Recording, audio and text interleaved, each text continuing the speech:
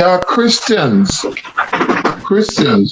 who treat God in this manner, that it is a transaction.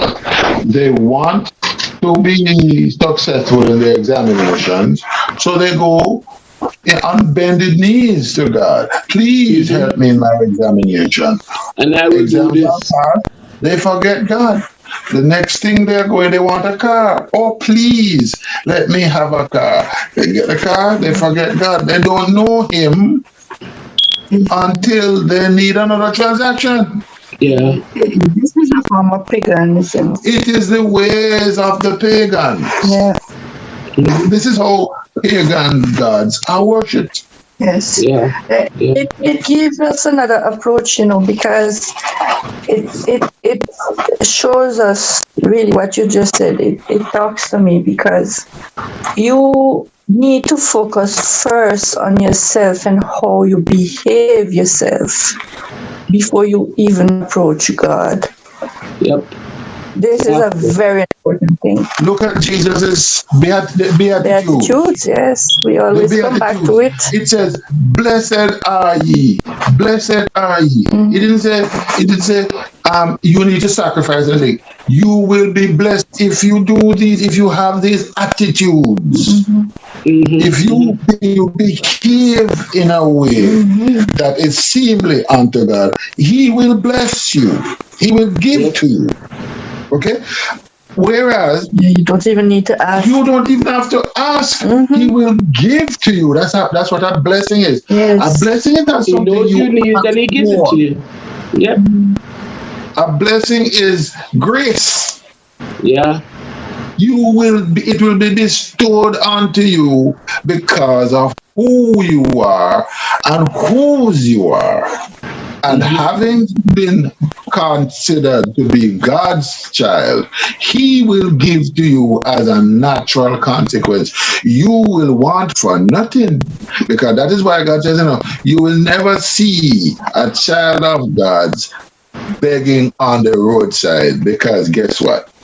It is a disgrace not for the person, but for God. This is, this is the thing we don't understand.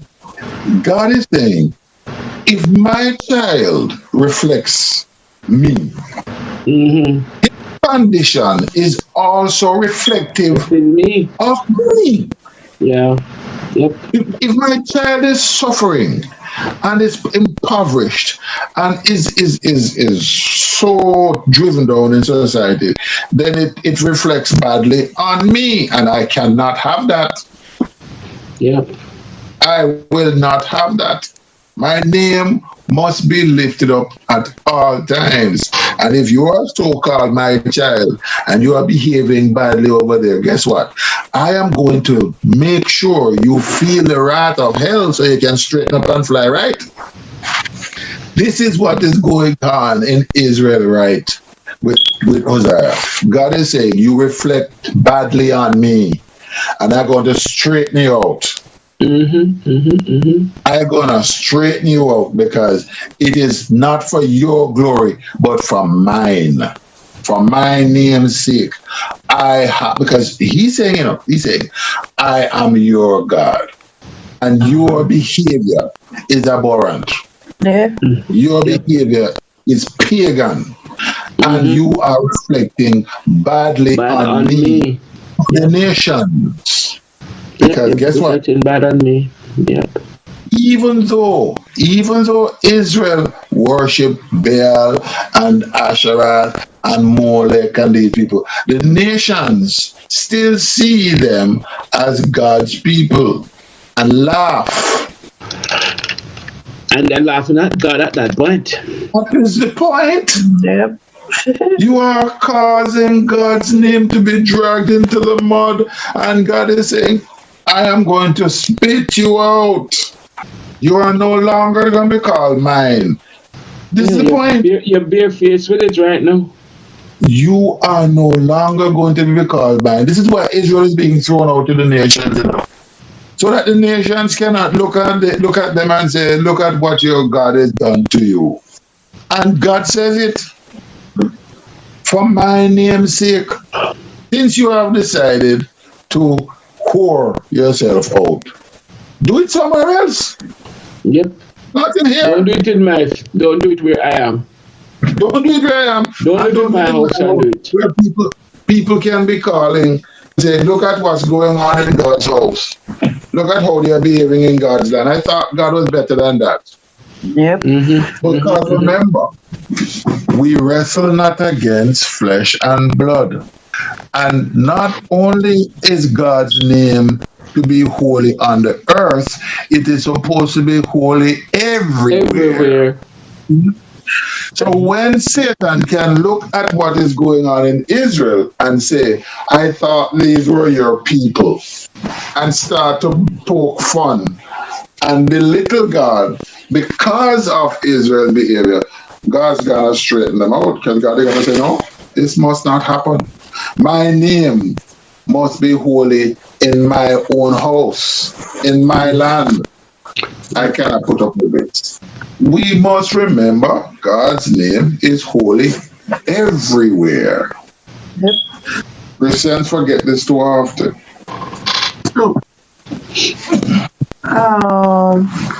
There is a semicolon here. No shall a month devour them with their portions.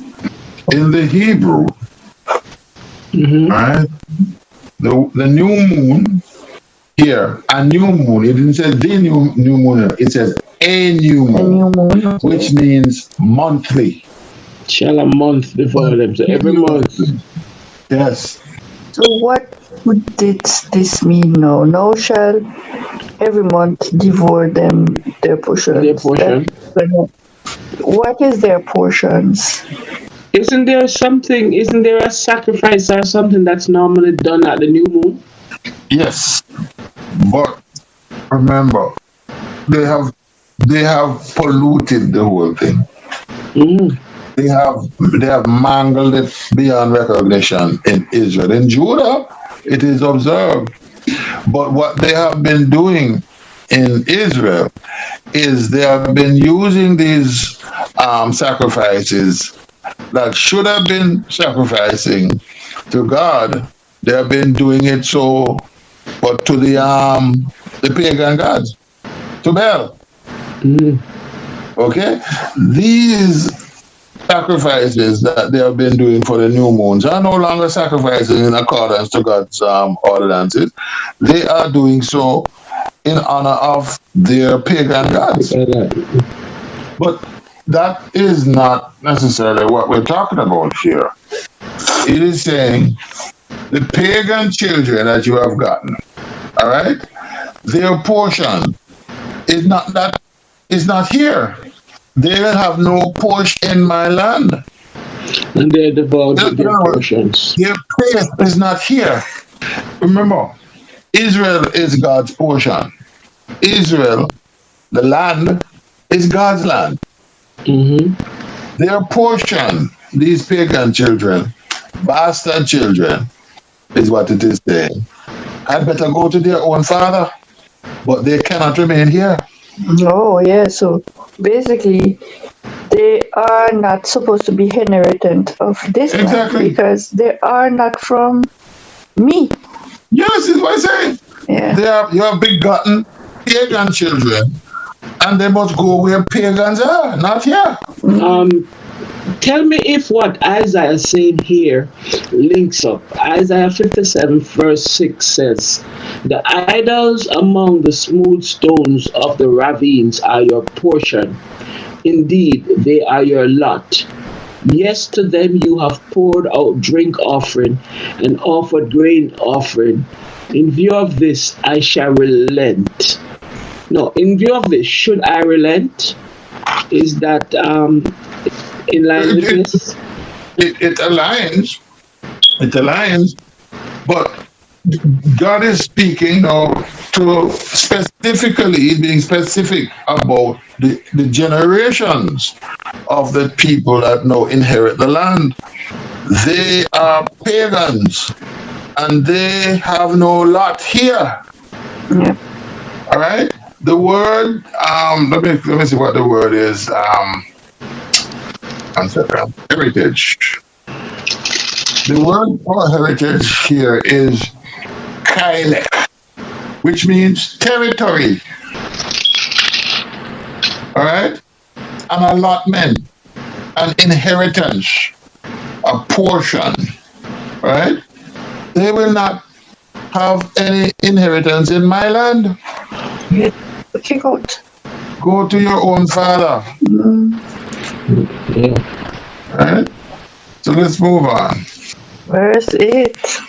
Blow ye the cornet in Gibeah, and the trumpet in Ramah. Cry aloud at Beth-Aven, after thee, O Benjamin. Yep.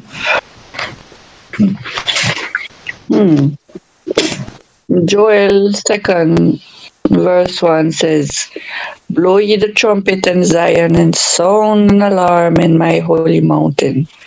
Let all the inhabitants of the land tremble, for the day of the Lord cometh, for it is nigh at hand. A day of darkness and of gloominess, a day of clouds and of thick darkness, as the morning spread upon the mountains, a great people and a strong. There hath not been ever the like, neither shall be any more after it, even to the years of many generations. There's something here in verse 8 that we may be missing if we don't read it right. Okay, let me read the Hebrew. Mm-hmm. Blow the ram's horn in Gibeah, the trumpet in Ramah. Cry aloud at Beth-Aven. Look behind you, Benjamin. As you notice, I want to look at the instruments, because those two kind of horns are specific in Israel, especially the trumpet. The cornet is made out of the horn of an animal, but the trumpet is normally used as an alarm and to call the congregation together. So here now God is saying, blow both of them. So he's sending out an alarm. He's now blowing the trumpet. So if this is not alerts, I don't know what the heck it is. Okay, remember now, during the festival of the new moons and so on, these things happen. Okay, so it's for a celebration. Okay. You're supposed to call them together to invoke the congregation. The trumpet was normally created to call, to invoke or convoke the congregation together, to call them together and to sound an alarm. Okay. In the Hebrew, it's not a trumpet that is being blown here. Okay. It says, blow the ram's horn. Mm-hmm, that's the cornet. All right? In Gibeah, the trumpet, right, is significant because it is when you're presenting things coming. Something is being revealed here. All right? So, Numbers tell you exactly what the trumpets are for. Go ahead. Numbers chapter 10, I'm reading from verse 1 to 3. Then the Lord said to Moses, make 2 trumpets of hammered silver to be used for calling the congregation and for having the camp set out. When both are sound, the whole congregation is to assemble before me at the entrance of the tent of meeting. So they were blown to assemble the people. So the cry is a shout. Mm-hmm. Okay? This is a shout. Now, why Benjamin? That's Judah. Yeah? Because Judah. Benjamin is not part of Israel. Benjamin is Judah. Benjamin joins with Judah to form the kingdom of Judah. Mm-hmm. All right? And what did you say in the Hebrew? It says, after, look behind. What did it say about? Look behind you, Benjamin. Mm-hmm. Look behind you, Benjamin.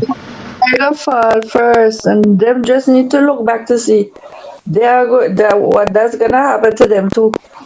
No, okay, okay. Where is Benjamin vis-a-vis Judah? Is it You mean not the the Judah? location? Yeah, check that out. Let me find out. Alright, let me look. It's coming, it's coming, it's coming. Alright.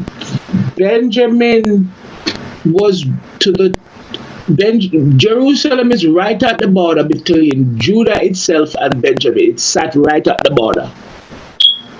But where is But it's on the north, right below Ephraim. Benjamin joins Ephraim. okay? Now, where is Judah? Judah is below Benjamin, beside So if Benjamin is looking behind him, who is he looking at?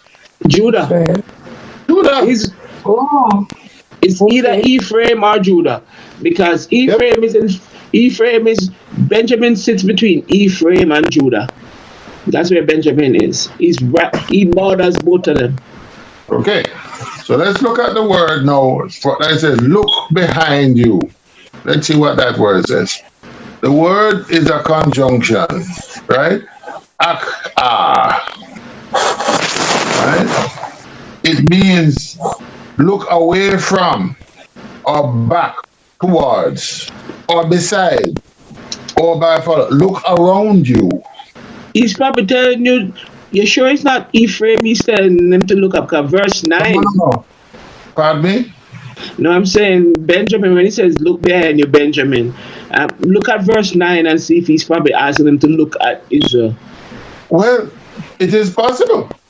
But let's look at the context. Because he says, look behind you. So it could be either or both. It could be both, because it depends on where is he looking. Is it Ephraim behind him or Judah behind him? Okay, one will be before and one will be behind. So I would rather to say look around you, see what's going on That would be either side of the fence, because they are both guilty of the same thing. Right? Cry aloud at Bethaven after thee, O Benjamin. Look behind you, Benjamin. Ephraim shall be desolate in the day of rebuke. Among the tribes of Israel have I made known that shall surely be. The princes of Judah were like them that remove the bone. Therefore I will pour out my wrath upon them like water. So he's probably telling Benjamin to look at Ephraim, because Judah is just as guilty. And know what's coming. Yeah. Look at what I'm doing to Ephraim, because Judah is just as guilty, and I'm going to do the same thing. Look at Ephraim and you will see what is going to befall you. Yeah. You are both falling, just They're that both guilty. one's falling faster than the other. Mm-hmm. Two men falling from a 50-story building, and the one in front is going down fast, and the one behind him is saying, hey, look at what's happening to you. But you falling just as bad. The one that's going down fast is saying, hey, the same thing's going to happen to you too. You're falling just as I am. Mm-hmm. So look at what's going on, Benjamin, and see what is going on in Israel, and realize that Judah same thing happened to you. is just as guilty. Heavenly Father, we give you praise this morning, and we thank you for being God. We thank you that you're a God that never changes. As we look and as we read and learn and as we study your word, we are coming to the realization, Father, that you have never changed. What you said in the Old Testament is what Jesus said in the New Testament, and what is being said today. And we just need to heed and to listen and to obey. And so, Lord, we are presenting ourselves before you this morning and saying, Father, help us to heal.